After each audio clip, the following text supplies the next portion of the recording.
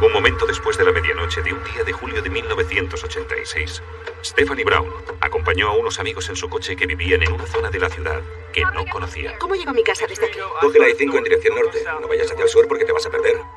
Para regresar a su apartamento, Brown tenía que tomar la Interestatal 5 Norte, una importante autopista de California. Así que cojo la Interestatal 5 Norte. Gracias.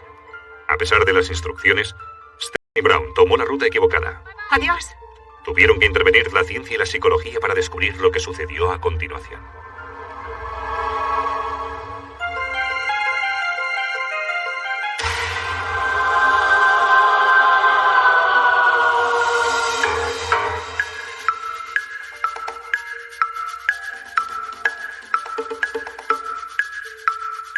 Crímenes imperfectos. Nudo mortal. Un pescador que bajaba por este sendero de una apartada zona montañosa de las afueras de Sacramento, California, descubrió el cuerpo semidesnudo de una mujer joven flotando boca abajo en un canal de riego inundado. Tenía una marca roja en el cuello, una señal de estrangulamiento. Era una zona muy aislada y desalojada junto a un campo de maíz. No había casas ni civilización en ninguna parte. Era un lugar muy solitario y sin duda Stephanie estaba consciente durante el trayecto. No sabemos cuánto tiempo jugó con ella. No sabemos durante cuánto tiempo la torturó. No sabemos cuánto tiempo tardó en morir. Habían cortado limpiamente los tirantes del body que llevaba y la parte superior de la prenda estaba seccionada de arriba a abajo. Los moratones de su muñeca derecha indicaban que la habían atado y las ramas y hojas que se hallaron debajo de su sostén indicaban que la habían arrastrado hasta la acequia después de su muerte. La policía encontró también unas tijeras cerca del cuerpo, presumiblemente las que usaron para cortar la ropa. En la autopsia se encontraron restos de semen, pero las muestras estaban demasiado deterioradas para realizar las pruebas de ADN. La víctima se identificó como Stephanie Brown, de 19 años, que trabajaba de cajera en un banco de Sacramento. Stephanie era una hija muy sensible, cariñosa y atenta, incapaz de hacer daño a nadie. Los lunes, cuando acababa su trabajo, venía a ayudarme a hacer la colada. Llamaba a unas amigas por teléfono y cuando terminaba, venía a darnos un beso de despedida. La recuerdo saliendo del salón, despidiéndose en la entrada, y su cola de caballo se balanceaba así cuando me decía: adiós, mamá, te quiero. Cuando la policía se enteró de que Stephanie llevaba el cabello largo, constató que su asesino se lo había cortado. La primera idea que se me ocurrió fue que nos enfrentábamos a un perverso asesino fetichista que cortaba el pelo a sus víctimas. Jamás había visto un caso igual en cientos de investigaciones de asesinatos. ¿Cortaba el asesino el cabello como un trofeo o un recuerdo? No lo sabíamos. Todos los detectives veíamos aquel caso de la misma manera. Y teníamos mucha prisa por encontrar al asesino de la calle, porque iba a seguir matando. Se encontró el coche de Stephanie Brown a unos 30 kilómetros de distancia en la Interestatal 5 y estaba situado en la dirección opuesta a su apartamento. El coche tenía gasolina suficiente y funcionaba bien. Probablemente Stephanie se perdió y debió pararse a preguntar el camino a alguien. Solo un mes más tarde se produjo otro incidente en la Interestatal 5. Charmaine Sabra, de 26 años, y su madre habían salido a cenar a un restaurante y se dirigían a su casa cuando su coche se averió en un trecho desierto de la Interestatal 5. Un hombre que conducía un deportivo negro se detuvo y les ofreció ayuda. ¿Tienen problemas con el coche? Sí, he oído un ruido y he frenado y ahora el coche no arranca. Me encantaría acompañarlas a las dos, pero solo puedo llevar a una persona. Solo tengo 2 asientos.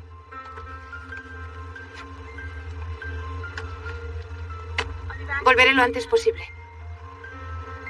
Fue la última vez que su madre la vio.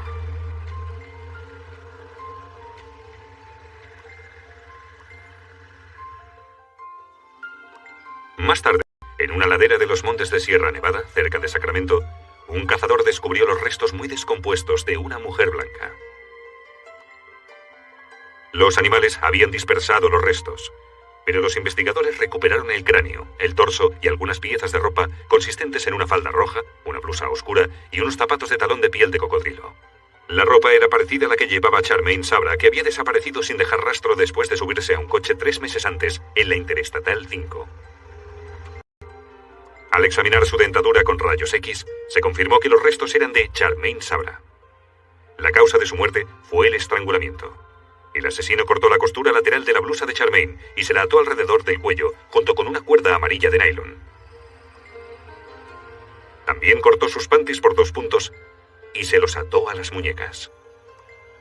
Las bragas de la víctima también tenían cortes, así como las tiras de los hombros de sus sostenes.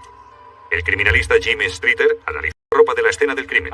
Jamás había visto aquel tipo de cortes en la ropa. Jamás había visto nada parecido. Hablé con otros investigadores y me dijeron que tampoco habían visto cortes como aquellos. Los cortes que habíamos visto en otros casos siempre tenían alguna función, pero en aquel caso eran tan inusuales que lo considerábamos la firma del asesino.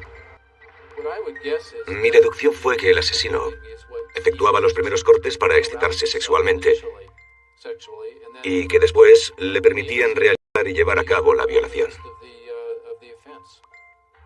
El cuerpo de Charmaine Sabra, como el de Stephanie Brown, se encontró a unos 70 kilómetros del punto de la Interestatal 5 donde se averió su coche. La madre de Charmaine no pudo facilitar una descripción detallada del conductor porque no le vio con claridad.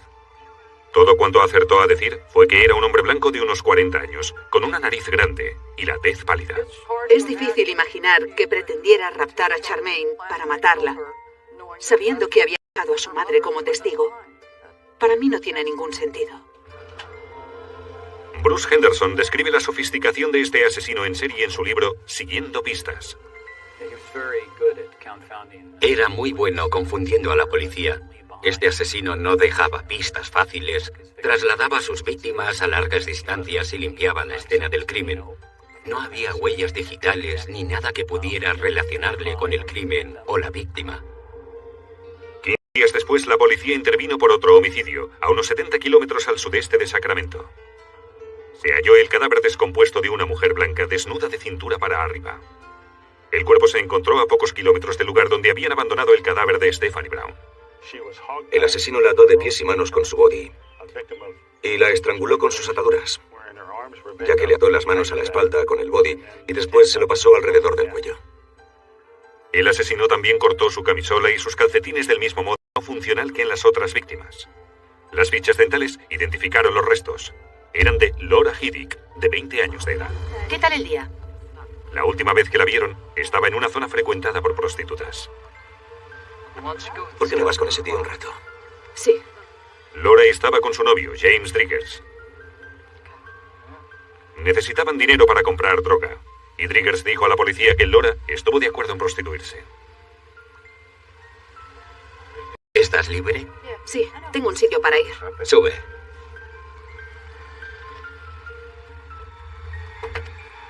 Laura se fue con un cliente en un coche blanco.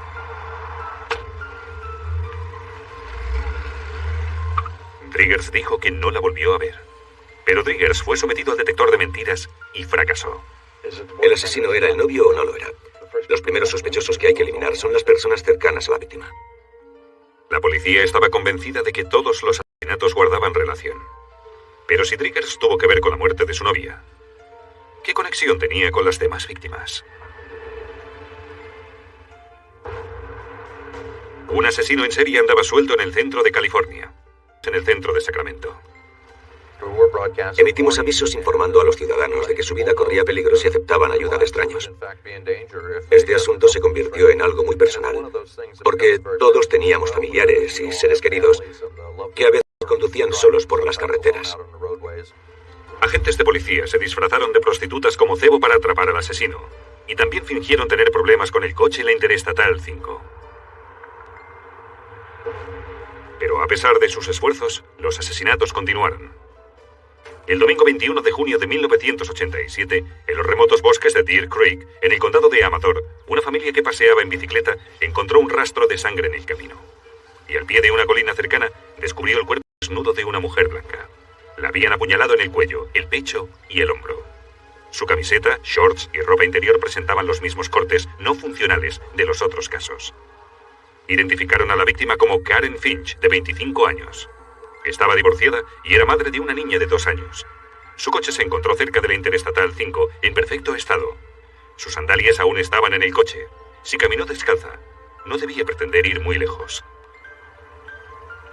Tenía un trozo de un fragmento de cinta adhesiva en el pelo.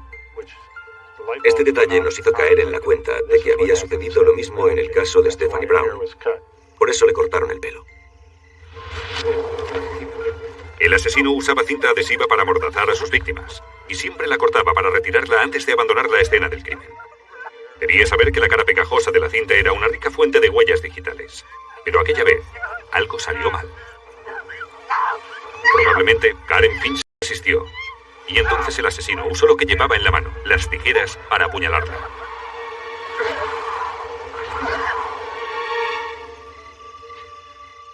El asesino abandonó la escena sin retirar toda la cinta. Desgraciadamente, no había huellas en el trozo de cinta que dejó. Los cuerpos se encontraron a cierta distancia del lugar donde aparcaba su vehículo. Algunas distancias son muy largas para llevar a las víctimas a cuestas, de modo que estábamos seguros de que las obligó a caminar. En aquel momento debían tener las manos atadas. Unas semanas más tarde, la policía se enfrentó a otro asesinato. En una zona desierta cerca de la autopista 50, cerca del lago Tahoe, se halló el cuerpo desnudo y descompuesto de Darcy Frankenpole, de 17 años. Darcy era una vagabunda que trabajaba como prostituta en Sacramento. Darcy era una niña muy cariñosa, muy afectuosa. Siempre mantuvimos una estrecha relación. Darcy tomó decisiones equivocadas, malas decisiones, pero no decidió morir. La hallaron con su panty metido en la boca y con los mismos cortes aleatorios en su ropa. La causa de su muerte, se encontraron 2 trozos de cuerda. El asesino se divirtió con aquel garrote.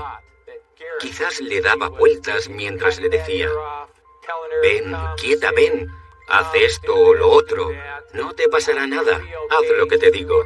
Creo que jugó con ella de este modo y cuando acabó, la estranguló y la mató. La cuerda era de nylon. Y después de consultar a diversos fabricantes de cuerda, la policía descubrió que se trataba del tipo de cuerda usada en los paracaídas. A pesar de no haber superado el examen con el polígrafo, James Driggers ya no era sospechoso de los asesinatos, porque la policía comprobó que no tenía coche ni ningún medio para transportar a las víctimas a los remotos lugares en que las abandonaron. Por algún motivo, cortar la ropa de las víctimas era importante para el asesino. Importante que lo hizo en todos sus crímenes. Tan importante que llevaba siempre unas tijeras para realizar el mismo ritual en todos sus asesinatos. Lloré por todas las víctimas. Era todo muy dramático. Tras 1 año y medio estudiando las pruebas físicas, intentando relacionarlo todo y encontrar al asesino para que no volviera a matar, a veces resultaba abrumador. El asesino tenía experiencia. Sabía exactamente lo que hacía. Y perfeccionaba su técnica con cada caso. La única pista que tenía la policía para localizar al asesino en serie era su modo de llevar a cabo sus crímenes. Su característico estilo consistía en el tipo de cuerda y el cortado de la ropa. Unos meses más tarde, un incidente sin relación aparente llamó la atención de la brigada de homicidios. Debra Gaffey, la prostituta callejera que trabajaba en el centro de Sacramento, contó una interesante historia a la policía. ¿Trabajas esta noche? Te estaba esperando. Sube, vamos a dar una vuelta.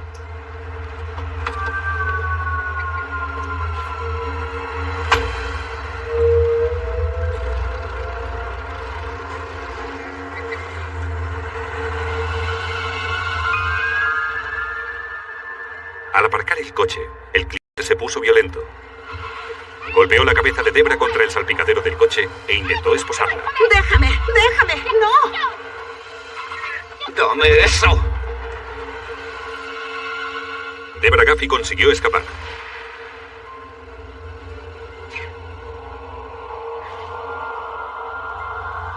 Un policía que pasaba por allí presenció el altercado y se detuvo a investigar. Roger Kibbe, de 48 años, fue acusado de agresión. Era el gerente de un almacén, estaba casado y tenía antecedentes. Le habían detenido 30 años antes, cuando tenía 15, por robar ropa interior de mujer colgada para secar y cortarla de un modo aleatorio y no funcional con unas tijeras de su madre. Kibbe dijo a la policía que en aquella época tenía muy mala relación con su madre.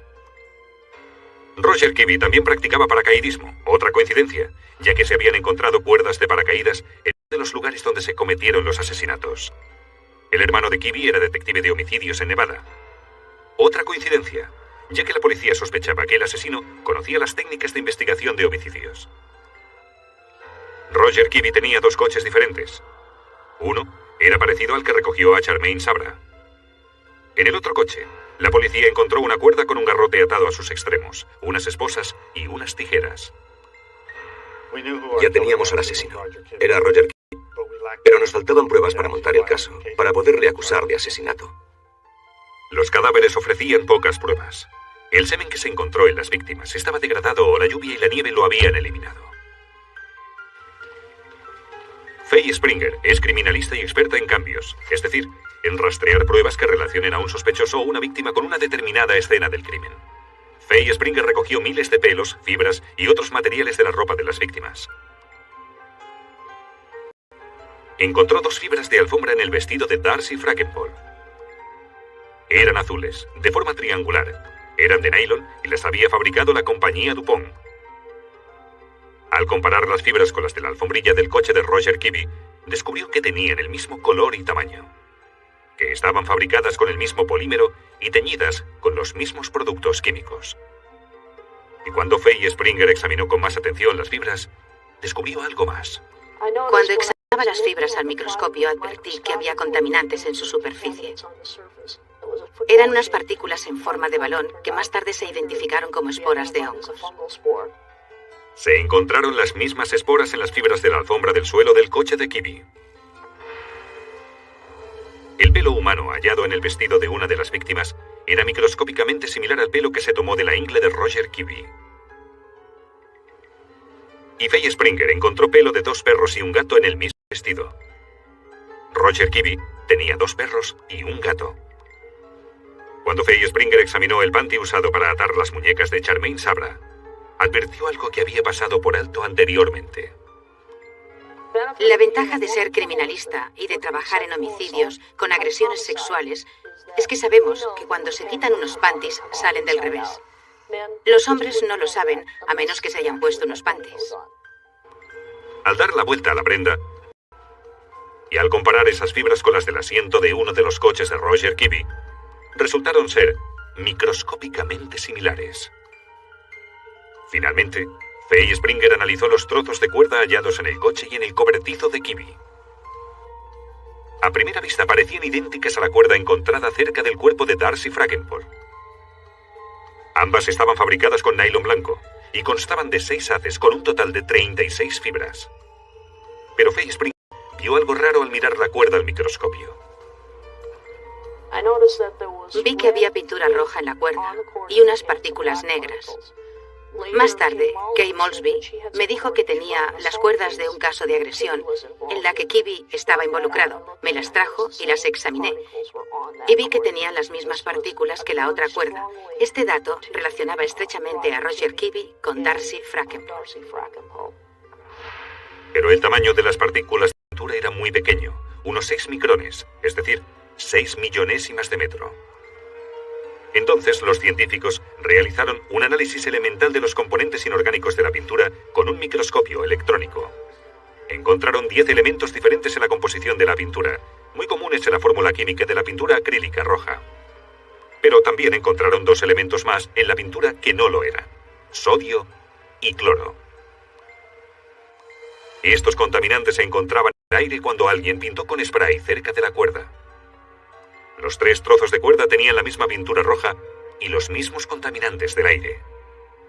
La cuerda que se halló cerca del cuerpo de Darcy Frankenpole y las que se encontraron en el coche y el cobertizo de Roger Kibby se encontraban todas en el mismo lugar cuando alguien usó un spray de pintura acrílica roja. La cuerda fue el golpe de gracia de la acusación. Era algo muy singular, puesto que había manchas de pintura roja en todas las cuerdas de las diferentes escenas. Esto significaba que Roger Kibby estuvo en dichas escenas.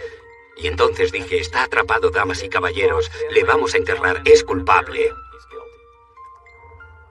Roger Kibby fue acusado del asesinato de Darcy Frankenpole. El 18 de marzo de 1991 se le halló culpable de asesinato en primer grado y fue condenado a cadena perpetua. No hay justicia. No puede haber Se ha cerrado el caso, pero no se ha hecho justicia. Que Roger Kibbe viva o muera no cambia los hechos y Darcy no podrá volver jamás a la vida. Y mi vida ha cambiado para siempre por ello. Kibbe aún se enfrenta a la posibilidad de más acusaciones por asesinato. Roger está en la cárcel por un asesinato. Tiene que haber otro juicio. Las demás familias tienen que encontrar una solución en los tribunales. Todo a su esposa poco después de su detención. Hasta aquella noche no sabía que hubiera matado a alguien. La policía me dejó sentar a su lado durante el trayecto y me dijo que había matado a 5 personas. Bueno, a 4, perdón, 4. Y se puso a llorar y llorar. Yo le pregunté por qué lloraba. Los dos estábamos llorando y sollozando. Y me dijo que no lo sabía.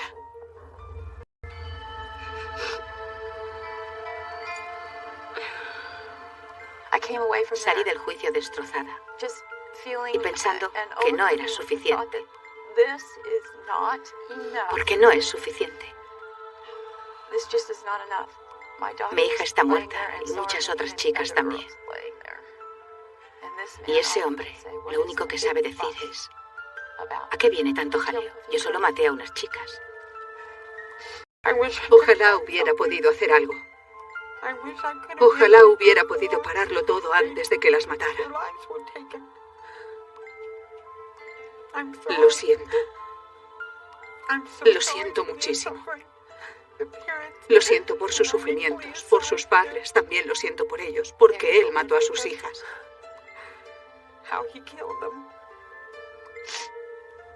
Y pienso en el horror que sufrió Darcy, el miedo que debió pasar Darcy Frankenhall antes de morir, o en lo asustada que debía estar Stephanie Brown.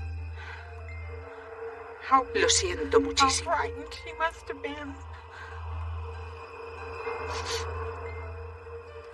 Lo siento.